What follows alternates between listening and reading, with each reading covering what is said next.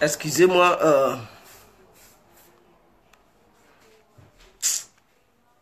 Excusez-moi. Excusez-moi. Vraiment désolé pour ce qui vient d'arriver. Voilà.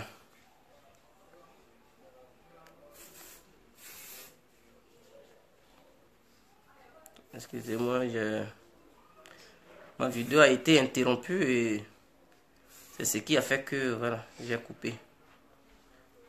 Ça a été interrompu. Donc il fallait fallait au moins que j'éteigne et recommencer encore à nouveau. Et c'est ce que j'ai fait. Donc pardonnez-moi, c'est pas de ma faute. Peut-être quand tu dénonces ces genres de choses, on t'empêche, voilà, d'aller en profondeur et donc voilà, on nous empêche d'expliquer certaines choses, on bloque nos vidéos et tout ça. Donc désolé si ça a été bloqué et tout ça. Quand tu veux taper le point fort, on ne veut pas. Vous comprenez? Voilà. Vous savez, l'Européen, il ne veut pas qu'on dénonce là où qui fait mal, en fait. Quand tu veux taper là-bas, voilà, ceux qui contrôlent les réseaux sociaux, ils sont contre. Ils font tout pour t'interrompre.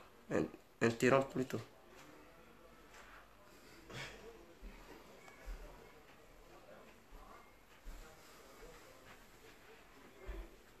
Reconnectez-vous, on va parler. Ce n'est pas de ma faute. Ils m'ont interrompu, donc je vais dévoiler les secrets pour ne pas que les présidents africains ou bien les leaders africains se fassent tuer cadeau. Voilà. Il y a plusieurs moyens de dévier ces genres de choses. Mais on est trop pressé, on fait des choses sans être vraiment prudent. Et vers la fin, on finit par la CPI ou bien on se fait assassiner et tout ça. Raison pour laquelle il y a eu plusieurs leaders politiques africains qui sont morts cadeaux. Parce qu'on a compté sur notre peuple. Or, dans ces genres de combat, il ne faut pas compter sur le peuple. Si c'est sur le peuple, ils vont massacrer le peuple, ils vont massacrer le leader ou bien le président. Et puis ça ne va nulle part. Parce que justice internationale, c'est eux qui contrôlent. Vous devez savoir certaines choses. Et c'est ce que je voulais dire à mes frères africains et sœurs africaines pour éviter ces genres d'erreurs. Il ne faut pas dire, oh mon peuple me soutient. Si tu comptes sur le peuple, mon frère, tu vas finir à la CPI ou bien être assassiné. Pardon? Au cimetière. Ou bien au cimetière. Eh oui, oui, oui. Faut pas compter seulement sur ton peuple. D'autres me disent, mais pourquoi tu parles comme ça? C'est le peuple qui décide. Depuis quand les différents peuples qui ont décidé en Côte d'Ivoire depuis le XXe siècle, qu'est-ce que ça a apporté? Rien. Ça n'a rien apporté. Au contraire, ça a détruit notre continent.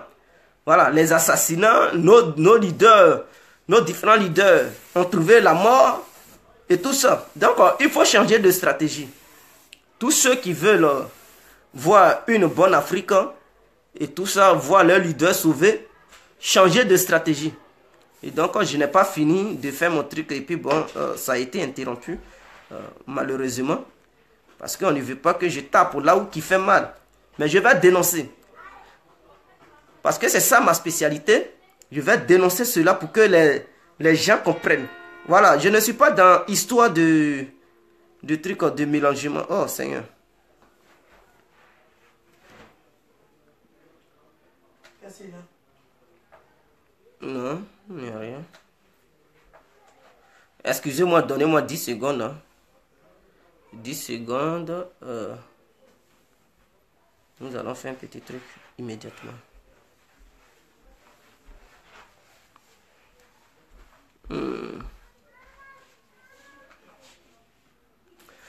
Ok, bonjour, bonjour et bonsoir, bonsoir. Tous ceux qui me suivent et qui ne me connaissent pas, qui viennent à peine de me découvrir, je tiens à me présenter. Je suis l'incontournable gars complet tout terrain, l'homme dont on parle, l'homme qui n'a pas froid aux yeux, l'homme qui ne marche pas derrière ses mots. Vous pouvez aussi m'appeler devant la vie. L'homme n'est rien, docteur moderne ou bien gouverneur italien. Alors, nous voilà à nouveau devant cette caméra pour parler de l'impérialisme. C'est-à-dire, nous avons remarqué à un certain moment, les Africains ont décidé de sortir de cette machine à guerre, de cette machine à mort, de cette machine destructive, oui, qui détruit le continent africain et les pays africains, de quitter dans cette machine. Mais les Africains, ils n'ont aucune solution. C'est-à-dire, leur stratégie sur laquelle ils se basent pour pouvoir lutter contre cette machine, ils se retrouvent toujours vaincus. Les Africains, ils se retrouvent toujours au tapis. On les assassine, ils se retrouvent au cimetière, ou bien, souvent c'est à la CPI. Ah oui, oui, oui, c'est à la CPI. Et donc, comment faire pour éviter qu'on meure, pour se retrouver au cimetière, pour éviter la mort du peuple, pour éviter qu'on soit transféré à la CPI. Alors, voici la proposition de guerre complet en tant qu'un visionnaire, en tant qu'un analyste, en tant que quelqu'un qui remarque, qui observe, en tant qu'observateur. Je vais vous proposer, ne regardez pas mon visage, mais plutôt écoutez ce qui va sortir de ma tête, parce que je veux que l'Afrique sorte de cette magouille. Alors, écoutez-moi sincèrement et honnêtement. Vous voyez, nos dirigeants et leaders africains, ils font des erreurs. Quand ils sont dans l'opposition, ils disent on veut sortir de l'impérialisme et tout ça. Une fois au pouvoir, ils jouent un double jeu. C'est-à-dire ils traitent en même temps avec les impérialistes et en même temps ils veulent les combattre. Et dans ce jeu, ils restent là-dedans. C'est-à-dire ils perdent. Toujours, ils sont les perdants. Le peuple souvent est massacré. Et on dit, oh mais ils nous ont massacrés, ils nous ont bombardés. Oui, ils nous ont bombardés, ils nous ont massacrés. Mais est-ce qu'on était prêt réellement? Et même si on était prêt, est-ce qu'on pouvait les faire front? L'armée regorge combien de personnes personnelles? Non. Par exemple, en Côte d'Ivoire, l'armée ivoirienne regorgeait 30 000 personnes. Avec 30 000 personnes, on ne peut pas combattre. Parce qu'avant de déclencher une telle guerre, il faut savoir que toute l'armée ne sera pas d'accord avec toi. Il y a d'autres qui vont déserter. Sans compter les déserteurs. Qui vont fuir, qui vont jeter les armes pour fuir. Pour se transformer en des civils. Voilà. Et ceux qui vont se rebeller contre vous. C'est-à-dire, qui vont se rebeller contre leurs propres frères détenus. Alors, qui vont s'allier aux impérialistes pour combattre leurs propres frères. Il ne faut pas oublier ça. Donc, ça réduit l'effectif de l'armée. Tout ça, il faut mettre ça en tête. Avant de déclencher quoi que ce soit, il faut te dire, tous les hommes qui sont avec toi, il y a parmi eux des traîtres. Il y a parmi eux des déserteurs, des peureux, qui ne vont pas aller réellement au combat, qui ne vont pas réellement aller au front. Donc, il faut tenir compte de ça. Alors, pour éviter ça, il faut faire comment? Il faut enrôler plus d'hommes en Côte d'Ivoire pour déclencher une telle truc en machine, parce que c'est une machine à mort, une machine à guerre. Vouloir combattre ça, il faut t'attendre à la mort, à ta propre mort et à la mort de ton peuple. Il faut faire quoi? Il faut intégrer au sein de l'armée 1 million d'individus. Je sais que les impérialistes, ils ne vont pas accepter. Pour que un pays africain puisse avoir 1 million de combattants, de militaires, ils vont dire non. Parce qu'avoir un maximum de nombre de militaires, eux, ça les inquiète. Ça les inquiète parce que ils sont, tout le monde est militaire, comme la Corée du Nord. Voilà un pays qui fait peur à l'humanité entière parce que tous ceux qui sont là-bas, ils sont des militaires. Ils sont militaires. Avant de travailler dans l'administration, tu es militaire d'abord, avant d'aller travailler. Donc, tu sais comment on manipule l'arme. Tu connais la stratégie militaire. Tu sais comment faire la guerre parce que tu as étudié ça. Tu as appris ça. Tu as fait une formation. Tu as fait la théorie et la pratique avant de porter cravate et veste pour aller au bureau ou qui est climatisé. Ivoirien devrait faire cela. Pour combattre cette machine, il faut enrôler le maximum de jeunes, c'est-à-dire tous les petits voyous qu'on voit, qui sont les loupas et tout ça. Il faut faire une armée spéciale des loupas. Oui, des gros bras. Ils doivent avoir leur propre armée, leur propre casette. Ceux-mêmes qui vont porter les armes lourdes, quand on dit ces mous-là, ceux qui vont attraper les armes, il faut les vrais hommes, les loupas, pour porter les vraies armes qui sont lourdes, pour pouvoir s'occuper des matériels lourds. Maintenant, on ne prend pas compte de ça. Les loubas, on les voit en train de traîner. Non, il ne faut pas regarder les loubas. Il faut les recruter pour les mettre dans une caserne. Suivre une formation militaire. Les apprendre le karaté, pratiquer. Comme ça, s'ils se trouvent en face d'un militaire occidental, ils savent comment ils doivent faire D'abord, leur gabarit, l'autre militaire, il a déjà peur. Il sait que lui qui est en face de moi, c'est pas un petit. Son coup de poing, même si ça me prend, je vais déjà au lot de l'âme. Je ne peux pas survivre. Et encore, il pratique. Il faut aller prendre des Chinois qui sont diplômés, qui connaissent les vrais trucs en karaté. Pour enseigner l'armée ivoirienne, ils doivent leur apprendre le karaté. Des Chinois, des 2 maîtres chinois qui viennent, qui doivent enseigner, ou bien 4 maîtres chinois, c'est un contrat. Ça fait quoi? Vous proposez combien? 500 millions à chaque maître chinois. Pour une formation de 10 mois. Mais ils sont contents. Ils font quoi? Mais c'est une bonne affaire. L'armée doit être enseignée. Les arts martiaux doivent être au sein de l'armée. Oui, parce que toutes les grandes puissances forment leurs militaires. Ils connaissent les arts martiaux. Regardez leur formation, vous allez apprécier. Allez-y, prends en Chine des vrais maîtres karatékas. 5 maîtres qui vont venir, chacun 5 millions, ou bien 500 millions, parce que leur déplacement et tout. Vous les prenez en charge, ils apprennent le karaté à nos éléments.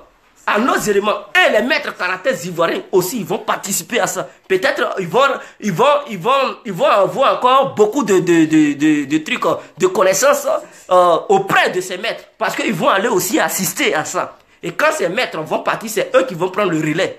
Voilà 10 mois de formation pour former les corps habillés ivoiriens. Et recruter le maximum d'individus, de jeunes ivoiriens, 1 million de personnes. Et si les 1 million de personnes ne peuvent pas travailler, eux tous, alors il faut les diviser. 500 000 individus vont être au service et 500 000 individus sont en réserve. Voilà comment il faut faire. Au cas où il y a besoin, on les appelle. Venez renforcer l'armée. Venez nous renforcer. Et donc 1 million de personnes pour les combattre, mes frères, c'est pas facile. La France va souffrir. La France va couler la sueur. Ce n'est pas facile. Pour combattre 1 million d'individus, ce n'est pas facile. Voilà ce que je demande. Donc une fois ça, on sait que dans notre réserve, il y a 500 000. Ceux qui sont au service, ils sont 500 000. Ok, du côté personnel, il n'y a pas de souci. Maintenant, il faut lancer l'offensive diplomatique parce qu'il ne faut pas t'adresser à cette machine. Tu vois que c'est cette machine que tu vas toucher. Mais il faut contourner. Il ne faut pas faire voir aux Blancs que non, tu veux t'attaquer à l'impérialisme. Tu collabores mieux avec eux, tu es content. C'est la première année. Dès que tu viens au pouvoir, tu commences à recruter les jeunes. Parce que tu sais que ton 3e mandat, tu vas déclencher cette machine. 3e mandat, la 3e année là. Je dis 3e mandat. 3e année là, tu déclenches la machine parce que tu t'es déjà préparé. Donc en première année, tu commences à recruter les jeunes. Recruter les jeunes, 10 mois de formation. Si c'est 6 mois, toi tu dis 10 mois. Ils n'ont qu'à bien les former. Pourquoi ne pas prendre des chefs militaires chinois, des chefs militaires russes, des chefs militaires des grandes puissances indiens, des chefs militaires, tu prends partout. Parce qu'il ne faudrait pas que ta stratégie militaire, la France maîtrise ça par cœur. Non. Pour combattre quelqu'un, ce n'est pas lui qui va venir t'enseigner et après tu vas vouloir le combattre. Non, il faut aussi apprendre d'autres stratégies pour pouvoir utiliser les stratégies des autres pays que la France ne maîtrise pas pour les combattre. Mais la France vient t'apprendre et quand il veut aller le combattre, mais vous pensez qu'ils vous montrent tout leur combat de guerre? Non, la France ne peut pas vous montrer cela. Donc il faut aller vers d'autres nations pour apprendre d'autres stratégies de guerre. Là, la France ne maîtrise pas tout ça. Il faut prendre des gens, les Israéliens, un chef israélien, un chef, même si la France, il faut prendre un chef militaire français aussi, un chef militaire russe, un chef militaire chinois, un chef militaire japonais. Il faut dépenser, si tu veux sortir de ce système, dépense et vers la fin, là, tu vas obtenir un bon résultat. Parce qu'avant d'obtenir quelque chose, il faut étudier. Il faut étudier, couler la sueur. Vers la fin, là, tu vas obtenir un bon résultat. Mais si tu es paresseux, tu ne vas rien avoir. C'est-à-dire que tu es paresseux, tu vas chez les Français, donnez-moi, venez former mes soldats. Et vers la fin, je vais combattre la France. Ça ne peut jamais donner un bon résultat. Un résultat négatif que vous allez avoir. Pour éviter ça, allez-y vers d'autres nations. Allez-y vers d'autres nations. Et la France va se retrouver en difficulté pour vous combattre. La France va dire, ils sont devenus inquiétants. Pendant que tu fais venir ces chefs militaires des autres pays, il faut en même temps lancer une offensive diplomatique. C'est-à-dire, pendant que tu prépares tout ça, tu as déjà formé tes militaires. Tu as déjà recruté beaucoup de jeunes. Il faut envoyer, même si toi tu ne peux pas te déplacer, envoie tes représentants partout. Ils n'ont qu'à aller négocier avec les autres grandes puissances qui ne se retrouvent pas au sein de cette machine à mort, on appelle la machine des impérialistes. Il ne faut pas négocier avec ces nations, mais il faut aller vers d'autres nations les plus puissantes. Vous comprenez? Par exemple, la Russie est là, qui est bien, qui est ouvert au monde entier, qui veut aussi sa part du gâteau en Afrique. Oui, la Russie veut aussi des pays africains. Oui, pour étendre son influence sur la planète Terre. Vous comprenez? Donc la Russie a besoin aussi des Africains. Il faut aller aussi vers les Chinois pour leur proposer une très bonne diplomatie. Voilà l'Iran aussi qui vient de s'ouvrir. L'Iran aussi fait peur à ces grandes puissances. Allez-y vers l'Iran aussi. L'Iran peut aussi apporter son grain de sel. Allez-y vers l'Inde. L'Inde aussi peut apporter son grain de sel. Voilà les pays vers lesquels vous pouvez aller. Même le Japon est là. Mais qui dit Japon dit Amérique, dit France. Donc ceux-là même, ils ne sont pas dans le truc. Mais allez-y vers l'Iran. Allez-y vers l'Inde. Allez-y vers la Russie. Allez-y vers la Chine. Signez des accords pour dire c'est vous qui êtes le chef de l'État. Si la France a signé des accords pour vous empêcher, parce que la France a signé certains accords pour empêcher les pays africains de signer des accords avec d'autres nations. Mais par contre, la France, elle ne respecte aucun accord international. Jamais. La France n'a jamais respecté un accord. Mais la France, par contre, oblige les pays africains de respecter certains accords. Quand la France veut violer les lois, elle s'en va se cacher derrière l'ONU pour aller bafouer les accords internationaux. Ou bien, oui, c'est ce que la France fait. Ou bien la France se donne une permission de dire, nous avons notre propre truc accord qui est au sein de notre nation et qu'on peut utiliser une stratégie bilatérale pour pouvoir agir sans passer par l'ONU. Eux, ils ont ce pouvoir. Mais par contre, les pays africains n'ont pas ce pouvoir. Ils empêchent les pays africains de faire truc. Regardez, l'Amérique a bombardé en Syrie. Sans l'accord, ils ont violé l'accord international. Ils ont bombardé parce qu'ils sont une grande puissance. Mais par contre, l'Africain, quand il veut signer un contrat avec un autre pays, la France dit non, nous avons un accord. Mais si tu violes un accord international, c'est un accord de deux pays que tu vas respecter? Non. Qui dit la France, dit l'Amérique? C'est des pays malhonnêtes, ceux-là. Ils ne respectent rien. Et la France a toujours déstabilisé les Africains sans respecter leurs accords. C'est-à-dire, ils violent les territoires des pays africains pour agir de manière personnelle. Et donc, nous aussi, Africains, on ne peut pas rester là pour dire il y a un accord. Non! Il faut aller vers les grandes puissances aussi. Il faut aller vers les grandes puissances. Il faut tisser des liens internationaux. Et nos présidents africains, ils doivent comprendre. Dites, parce que pour ne pas se faire tuer, pour ne pas se faire agresser, vous pouvez aller par contre faire comprendre à vos soldats pour dire, moi, ma garde rapprochée va être une garde russe. Vous partez prendre les Russes, les militaires russes. Vous voyez le président russe pour dire, je veux que ma garde rapprochée soit des militaires russes ou bien des gendarmes russes. Vous comprenez? Donc, si ma garde rapprochée est composée de militaires et de gendarmes russes, mais c'est eux qui vont surveiller le président. Alors, dès lors, la France voit que lancer une offensive,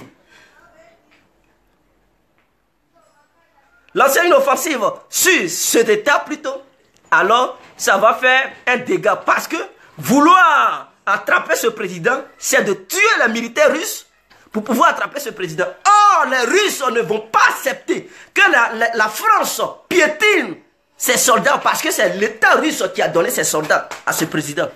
Vous comprenez? Si par exemple, imaginons que au temps de Laurent Gbagbo, avant de déclencher cette machine à mort, et qui partait en Russie pour prendre au moins 1500 soldats russes pour dire ces soldats n'ont qu'à être auprès de lui. C'est eux qui n'ont qu'à surveiller le palais présidentiel. Je viens.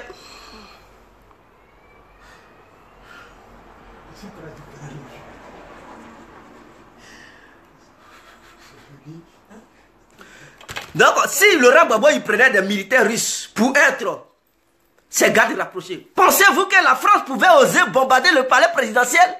Non, non. Parce que la France va savoir, même l'ONU ne peut pas oser laguer des bombes sur le palais sur la résidence du président. Parce qu'ils savent qu'il y a des militaires russes qui vont le surveiller et qui le surveillent. Dès lors, ils vont tout de suite passer aux négociations. Il ne pouvait même pas lancer une petite bombe sur sa résidence. Parce que lancer une bombe, c'est de tuer aussi les militaires russes. Alors la Russie va tout de suite s'énerver pour dire si la France continue ou l'ONU continue, elle va agir violemment. Alors, donc aucun truc. Quand Bachar al-Assad est là, vous pensez que quoi? Mais son entourage, il y a des militaires russes.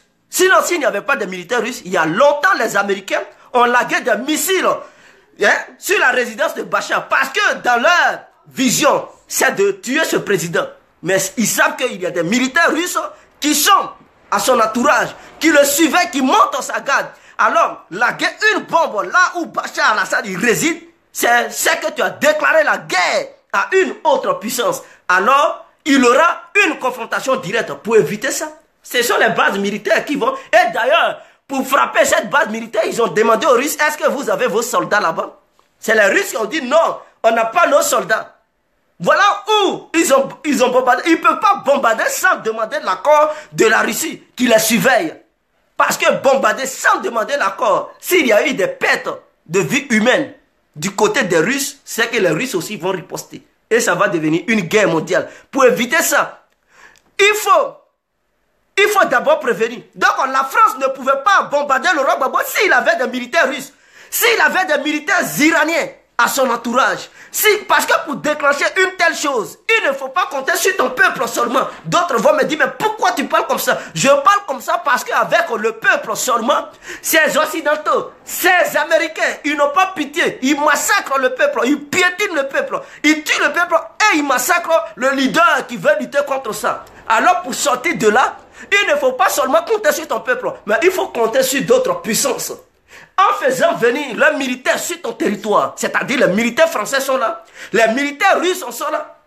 Alors, de la manière, les militaires russes ne peuvent pas oser attaquer les militaires français aussi ne peuvent pas attaquer les militaires russes. Et donc, attaquer la résidence du président, c'est que tu as déclaré la guerre à la Russie. Alors, dès lors, ça devient une confrontation directe. Il ne peut même pas oser. L'ONU ne peut même pas oser le faire. Donc, le président, il a la liberté de lancer une offensive contre les agresseurs qui sont là. Et si la France veut agir par des frappes aériennes, le président qui est au service, il peut demander aux militaires étrangers des grandes puissances d'être dans le groupe des militaires nationaux pour lancer l'offensive. Donc si l'autre puissance appelle pour dire attention, vos frappes, il y a mes militaires parmi eux. Si vous osez frapper avec une frappe d'un missile aérien, je vais agir parce qu'il y a mes soldats. Alors quiconque tue l'un de mes soldats, je vais tuer l'un de vos soldats. Du coup, ça devient une force équilibrée. Ils vont passer aux négociations. Ils vont convoquer des réunions à l'ONU. Réunions à l'ONU, c'est l'ONU, ils vont défiler à l'ONU parce qu'ils ne pourront plus rien faire sur le territoire. Ils ne peuvent pas enlever le président, le pays en guerre. On ne peut pas faire élection dans guerre, on ne peut pas faire une élection. On ne peut pas, mes frères, on ne peut pas faire une élection. Et donc la France est confrontée à un dilemme. Il y aura des négociations. Négociations. La France va voir que non, vraiment, il y a un problème, il y a un danger. C'est là, il faut taper sur la table que si la France continue comme ça, elle ne va plus rien avoir. Tous les accords, je les annule parce que ce n'est pas moi qui ai signé des accords avec la France. Je ne reconnais pas ces accords. C'était mes prédécesseurs qui ont signé ces accords. Et si la France fait ça, moi, les accords ne m'arrangent pas. Soit on renégocie les accords, ou soit je quitte ces accords. Je signe des accords avec les autres grandes puissances qui m'ont soutenu. La France va commencer à se dégonfler. Et si beaucoup de pays africains ils font comme ça, vous allez voir, la France va perdre le territoire. Parce que les Russes ont besoin du territoire en Afrique. Pourquoi vous ne les voyez pas et vous êtes là? Non, vous comptez seulement sur le peuple. Non, parce que ceux-là, ils n'ont pas de pitié. Pour tuer le peuple et se satisfaire, ils sont prêts. Oh, nous savons que nous ne sommes pas armés. On n'est pas armés, on ne peut pas les combattre. Pourquoi ne pas prendre une armée étrangère? Vous avez déjà vu que la Russie a déstabilisé un pays africain en Afrique? Non. La Russie n'a jamais fait de coup d'État en Afrique. La Russie n'a jamais déstabilisé un pays africain. Toujours ceux qui déstabilisent, ce sont les Américains, les Anglais, les Allemands, la France. C'est eux qui déstabilisent nos pays en Afrique. Alors, pourquoi ne pas changer de politique? Et c'est ce que je proposais à tous les leaders et les présidents africains qui veulent toucher ce système. Et d'ailleurs, je lance un appel au président guinéen qui a parlé pendant un truc, le congrès, je ne sais pas de quoi là, où les différents leaders, ou bien les différents présidents africains, ils s'étaient réunis, où ils ont dénoncé que non, Alpha Condé, il a dit, il faut quitter. Il n'a qu'à faire très attention. Je suis vraiment satisfait de son courage, mais avant de prononcer ce genre de propos, il doit d'abord faire venir une armée étrangère pour dire maintenant à la France, je ne veux pas. On va voir par quel moyen la France va passer. Parce qu'elle ne pourra plus envoyer des choses, des missiles pour le tuer. Elle ne pourra plus lancer une offensive pour pouvoir le prendre, pour l'amener à la CPI. Non. Parce que pour le prendre et l'amener à la CPI, tu vas dépasser une blindée d'une armée étrangère. Or, le pays qui t'a livré ses soldats ne peut pas rester muet et l'autre pays va les tuer. Non. Moi, si je te donne mes éléments, c'est que je te suis de près. Donc, si l'un de mes amis, il veut tuer mes éléments que je t'ai donné, mes frères, je vais réagir. Je ne peux pas rester muet. Je vais réagir. Et l'autre, il sait que aussi je suis puissant. J'ai une force de frappe. Donc, il ne peut pas rester sourd. Il ne peut pas rester aveuglé pour faire n'importe quoi. Parce que s'il le fait, je vais réagir. Et ça va devenir une confrontation directe entre lui et moi. Alors, du coup, il va se dégonfler. Il va plutôt convoquer une réunion où on doit mener les négociations. Il doit convoquer une réunion où on doit mener les négociations. La France a sa base militaire, je n'en disconviens pas. Mais le président qui vient, s'il dit, bon, moi je ne veux pas que mes militaires me surveillent, c'est mon pays. Je veux que la Russie, les militaires russes me surveillent. C'est lui qui décide. C'est pas pour dire une base militaire, mais c'est pour recruter des militaires russes, les militaires iraniens, les militaires chinois, pour monter sa garde. Et puis c'est fini. Il monte sa garde, il est le président. Ou bien, la France a encore annulé cet accord. Non, je ne pense pas. Chaque président décide qui doit être ses gardes rapprochés. Et c'est lui qui signe pour dire tel pays, je veux que les soldats soient mes gardes rapprochés. Voici ce que je te promets, toi, avant de déclencher. Donc il faut venir au moins 3000 militaires sur ton territoire. Si vous partez acheter les rebelles à 3000 ou bien un truc, combien de millions de trucs, mais vous pouvez recruter des étrangers comme les Russes, les Iraniens, les Chinois, les Indiens, ils vous surveillent. La France ne peut rien faire. Les États-Unis ne peuvent rien faire. C'est là que vous allez voir. Ce système impérialiste, c'est les États-Unis qui encouragent la France parce qu'on va voir leur réaction. On va voir, hein, donc c'est vous qui vous cachez derrière trucs comme ça. Mais ils ne pourront rien faire. Ils ne pourront rien faire. Voilà. Et si la France veut persévérer pour lancer l'offensive, vous allez voir les missiles qui vont quitter de l'autre côté pour venir. Pour la première fois, vous allez voir sur le territoire africain des systèmes les plus développés pour surveiller en même temps votre territoire contre n'importe quel missile des ennemis. Voilà ce qu'on peut faire. Mais si on ne le fait pas, on ne peut jamais lutter contre ce système. On ne pourra jamais. Kadhafi a fait une erreur.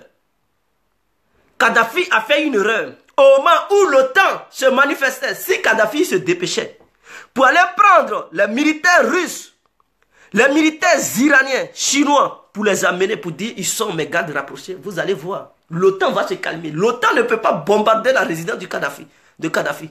Maintenant, il a minimisé ça. Il a fait confiance à son peuple. Il a fait confiance à son armée. Vous voyez, aujourd'hui, il est mort. À cause de ça, je dis, il ne faut jamais faire confiance seulement au peuple.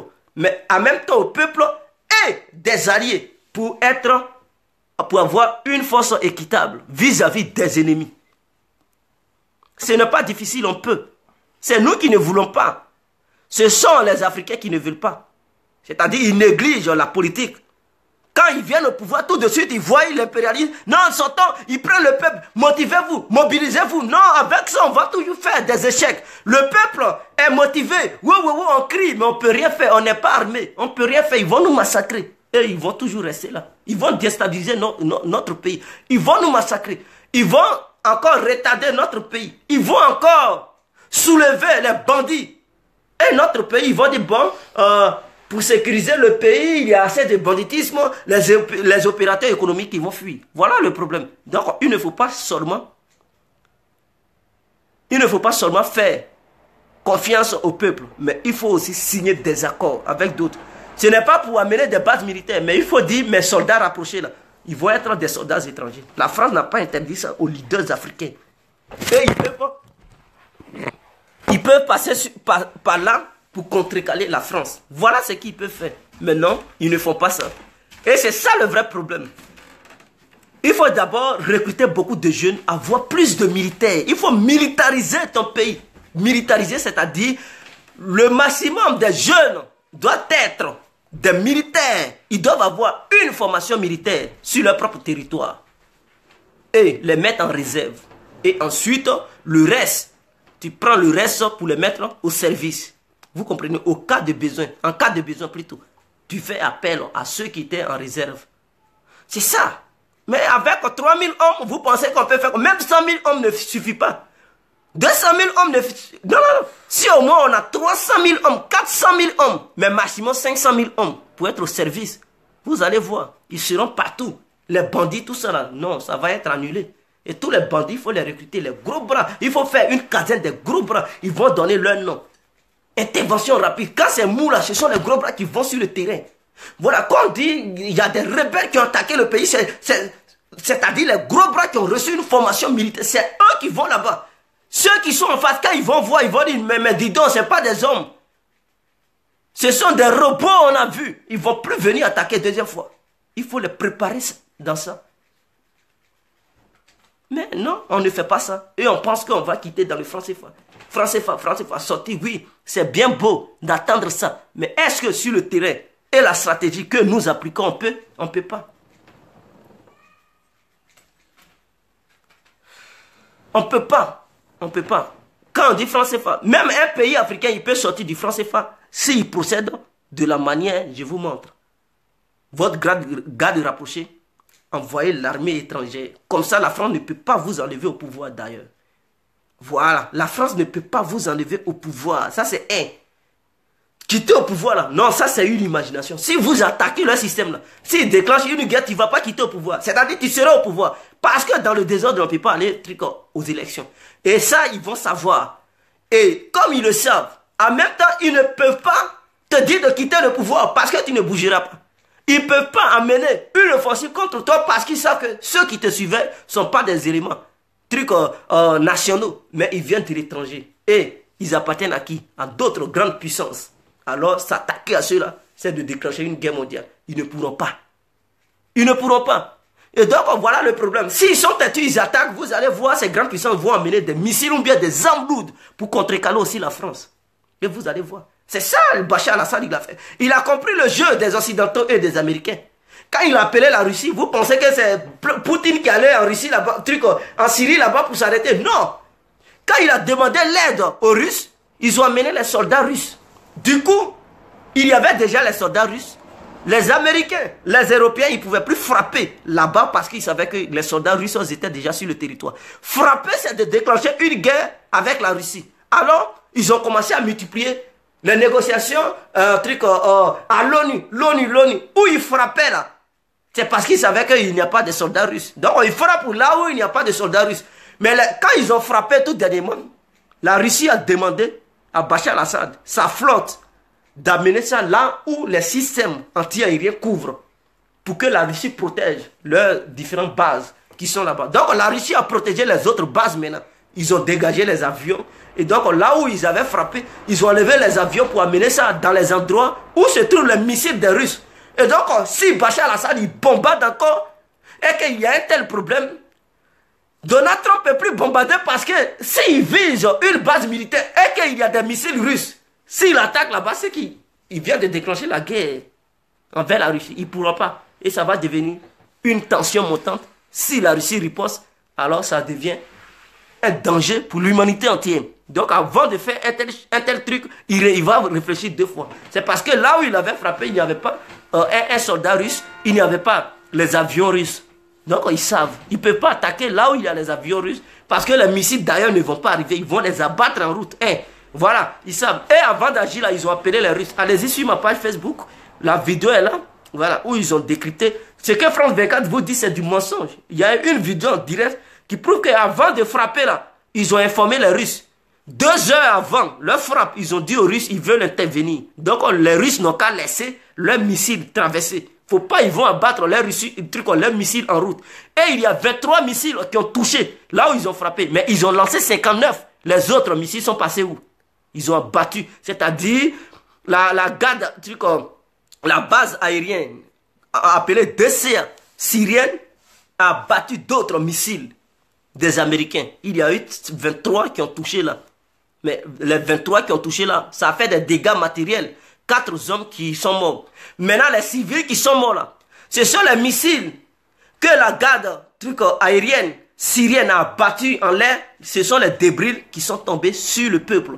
Et c'est là il y a eu des morts, des civils qui sont morts. Vous comprenez? Mais France 24 n'explique pas les choses comme ça. Et suite à ces événements, la Russie a demandé à l'autorité syrienne si elle pouvait maintenant prendre le relais ou bien le contrôle de tout. Parce que ce n'est pas la Russie qui prend le contrôle de tout. La Russie surveille une partie et l'autre partie est surveillée par le président syrien.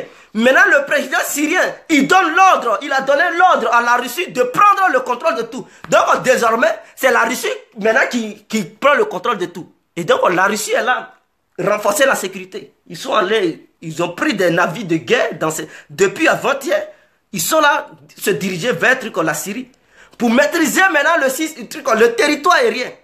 Et il a donné l'ordre à Bachar al-Assad de bombarder, de traquer les rebelles là où ils sont. Et qu'ils ne vont plus permettre aux Américains de bombarder encore. Vous comprenez? Donc, pourquoi les Africains ils ne veulent pas faire la même chose? Leur proposer de venir les surveiller, être la garde rapprochée du président. Et même la garde républicaine, il doit avoir une armée étrangère. Les Russes, les Iraniens, ils doivent rester là-bas. C'est-à-dire pour toucher le président, tu dois marcher sur les corps de ces gens-là. Oh, c'est inadmissible, impossible d'attaquer une garde républicaine si les Russes ils sont là-bas. Vous pensez que si les Russes ils étaient dans la garde républicaine ivoirienne qui se trouve au truc à Trècheville là, vous pensez que l'ONU et la France allaient attaquer cette base? Non, ils ne pouvaient même pas. Parce qu'ils savaient que non, les Russes et les Iraniens étaient là-bas. C'est parce qu'ils ne sont pas là-bas qu'ils ont attaqué. Ils ne sont pas dans aucune base. Raison pour laquelle ils ont bombardé les différentes bases. Mais s'ils étaient là-bas, ils sont renseignés. Ils savent qu'il y a un soldat étranger ici. Ils ne peuvent pas intervenir là-bas. Ils vont s'abstenir. Ils vont bombarder les autres bases. Mais où il y a les soldats étrangers, ils ne vont même pas jouer. Parce que ces soldats étrangers, ils sont formés. C'est pas des trucs, ce sont des spécialistes. Ils savent comment utiliser des vraies armes pour abattre les hélicoptères. Eux, ils vont avoir les armes nécessaires. Donc, s'ils s'amusaient, ils allaient abattre leurs avions en l'air. Attaquer une base, là où se trouve un soldat russe, un soldat iranien, c'est de faire tomber leurs hélicoptères, leurs avions. Ça ne peut pas venir là-bas.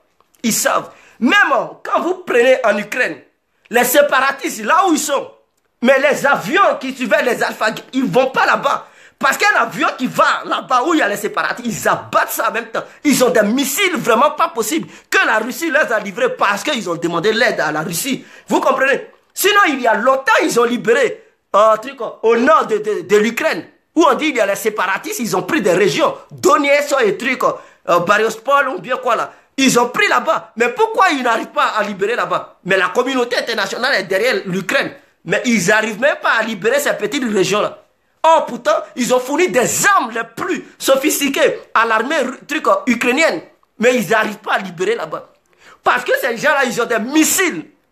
N'importe quel avion qui va survoler ces régions-là, ils abattent ces avions-là. Et ils ont abattu beaucoup d'avions de l'armée ukrainienne. Quand ils ont vu ça, ils ont dit non, c'est pas la peine d'aller survoler là-bas. Parce que survoler là-bas, c'est de perdre nos matériels. Donc, ils ne vont plus là-bas. Leurs tanks, les chars qui étaient alignés, ils ont bombardé.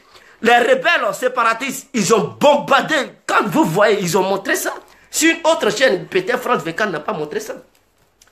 Ils ont éliminé plus de 60 chars, anéanti ça avec des vrais missiles. Quand ils ont vu ça, ils ne vont plus là-bas, il y a des chars. Ils ne vont plus là-bas, il y a des avions. Ils savent que l'armée qui est là-bas, ce n'est pas des enfants qui sont là-bas. Ceux qui sont des rebelles, ils ne sont pas des petits enfants. Ils ont des armes les plus nécessaires pour anéantir l'armée ukrainienne. À quoi ça, ils ne s'amusent pas? Ils passent à la négociation. Non, allons-y négocier. Parce qu'ils savent que les Russes soutiennent ceux-là. Donc, ils ne peuvent pas s'amuser pour dire ils vont lancer des armes nucléaires. Ils ne peuvent pas. Parce que lancer une arme nucléaire, c'est de déclarer la guerre à la Russie parce que les soldats russes sont là-bas. Alors, ils passent aux négociations. Négociations de Biélorusses, négociations de trucs et tout ça. Parce que quand il y a une grande puissance derrière toi, ils ne peuvent pas faire n'importe quoi. Ils vont passer aux négociations. Et les Africains aussi doivent faire cela. L'offensive diplomatique est une bonne stratégie pour se libérer du franc CFA. C'est ce que je tenais à vous dire. Et donc, je vais essayer de regarder vos questions. Excusez-moi. Mon appareil glisse. Il faut partager dans les groupes pour avoir beaucoup de vues, mon frère. Ok, Freeman, c'est compris. Et Mamadou, c'est pas. Cool, mon frère, dis tout. Les politiciens africains sont les maudits. Et oui, c'est la seule chose à faire. Je suis d'accord avec toi. Merci, mon frère. Et les gris-gris utilisés par les dozos ont-ils une importance au sein de l'armée? Si oui ou non, je veux une explication là. Gris-gris peut rien faire, mon frère. Face à un missile d'un hélicoptère, tu te disperses, mon frère. Gris-gris peut rien faire. Il ne faut pas compter sur les gris-gris. Allez-y chercher les vrais spécialistes russes ou iraniens ou indiens ou chinois pour sécuriser notre pays et sortir de ce système. Sinon, si c'est sur gris-gris, on va mourir.